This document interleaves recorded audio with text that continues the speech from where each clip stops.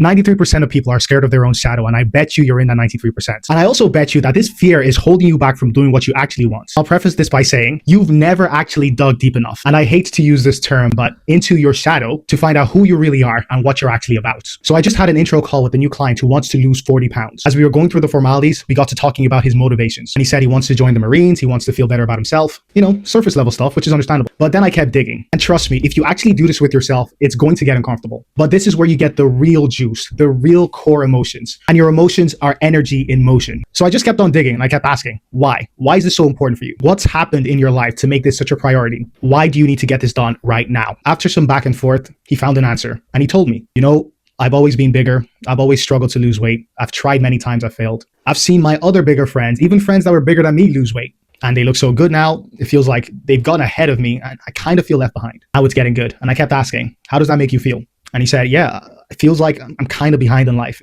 It doesn't feel good and I don't want to feel like this anymore. He started to feel the raw emotion, the true uncomfortable feelings that most of us are scared to feel. And then he said, I'm willing to do whatever it takes to lose these 40 pounds and get to my goal. And he was deadly serious. I know he's going to do it. And I thought, now we're talking, we can work with this fire. And I know that when life gets in the way, he's going to have the fire and the emotional juice to push through because he has such strong reasons. Like I said, emotions are energy in motion. And if you don't learn to use your emotions for your own good, either going to be an emotional wreck, swayed in different directions whenever anything noticeable happens, or you're going to tap into your own emotional drivers to drive you in the direction of your goals. To tap into this drive yourself, you need to dig deep when you're questioning your drive, your motivation, and your reasons for wanting to get this goal. Yes, you're going to get a surface level answer, but you got to keep on digging. You got to keep asking why. Why do I want this? Don't just take the first answer that comes into your mind as fact. Keep asking yourself because there's so many reasons subconsciously throughout your own life that's been stuffed and repressed inside you. It's waiting for you to use it, but you've been way too scared to even take a good look at yourself. So keep digging and all the emotions and reasons and fire is going to start pouring out. And that fire, that drive, that juice that you need is going to be like fuel that you can wield and direct to where you want to go. And it's going to help you drive past any BS that gets in your way and you're going to get your goal. Save this video if you have a big goal you're going to get and follow me for more value.